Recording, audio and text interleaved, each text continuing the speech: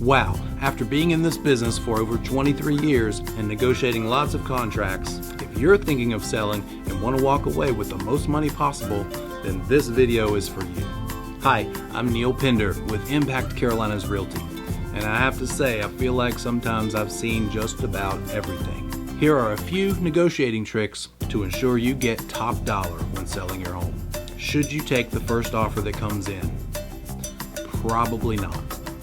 Maybe, depending on your time frame, if you're just in an absolute hurry, I understand. But for the most part, most buyers are holding back a little bit with their first offer. So in general, I say never take the first offer, unless you're in a super big hurry. Whenever a seller tells me they took the first offer, I think they probably left money on the table.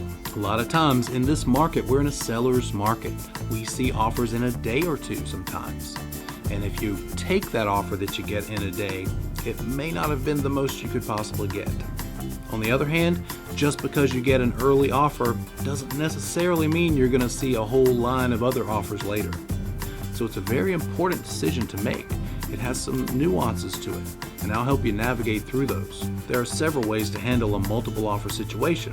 Of course, you could pick one of them and reply and try to work it out.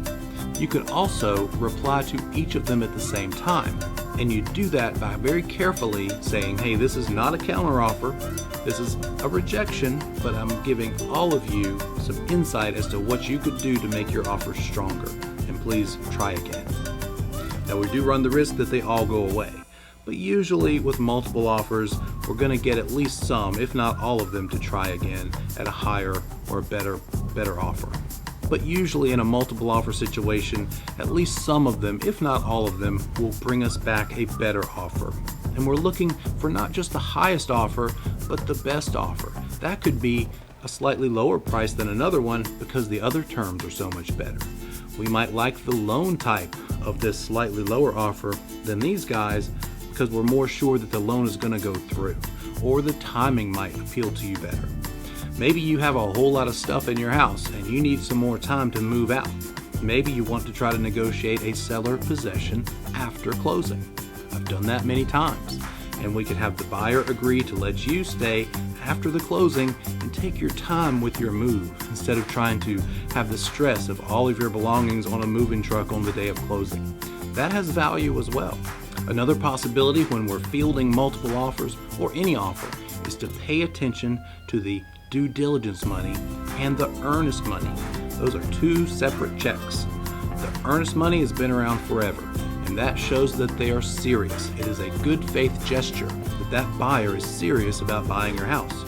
That amount of money sits in an escrow account, either at a real estate office or an attorney's office. The due diligence money goes straight to you. The check is made out to you, and as soon as we're under contract, you get that check and you can cash it and deposit it and spend it if you want to. It is non-refundable. That buyer will not get it back until a successful closing. At closing, both the due diligence check and the earnest money checks count as a credit to the buyer's side. But if the buyer chooses to back out of the contract during the due diligence period, then they still walk away from the due diligence money. You still get to keep it. So it's very important to pick the due diligence amount and the earnest money amount that's going to work for you. As a side note, that due diligence amount is upfront and non-refundable, and it seems really important, and it is, but so is the earnest money. Because let's say we get further into the process, a week before closing, and for some crazy reason, the buyer decides to breach and back out for no good reason. Now, they're already going to lose the due diligence money. They gave that to you a long time ago. But now they're going to lose the earnest money. Now, the trick here is that is all you get as a seller for liquidated damages. Earnest money and due diligence money is your liquidated damages. So be sure that both of those added together is going to be enough to give you peace of mind in that worst case scenario of a buyer backing out later. I will guide you through all this and help you understand it even more once we actually get offers in hand. The other concern when it comes to negotiation is the value of your house. Because if that buyer is using financing, guess what has to happen? An appraisal. And if that appraisal comes in lower than the sales price, we have some work to do. we have to negotiate with that buyer. And the buyer might want you, the seller, to go ahead and drop that price down to the appraised value. But if we know how much the buyer loves the house, we might be able to get the buyer to put more money into their down payment and meet you somewhere in the middle maybe. So the options when it appraises low are you come down to the appraisal, or the buyer puts more down payment in the mix to come up to the sale price, or you meet somewhere in the middle.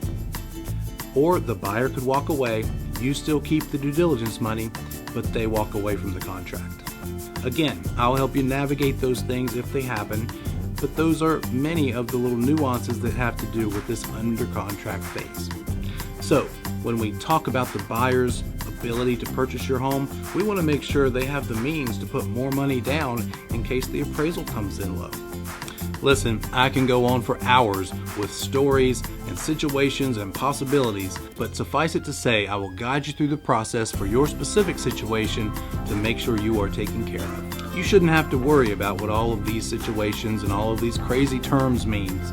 That's what you hire me for. Leave the worrying to me so that all you're concerned with is going to closing, getting your check, and cashing it, and moving on with life. Contact me to find out how we can serve your goals. I'm Neal Pender with Impact Carolinas Realty, broker since 1996, leveraging my experience for your results.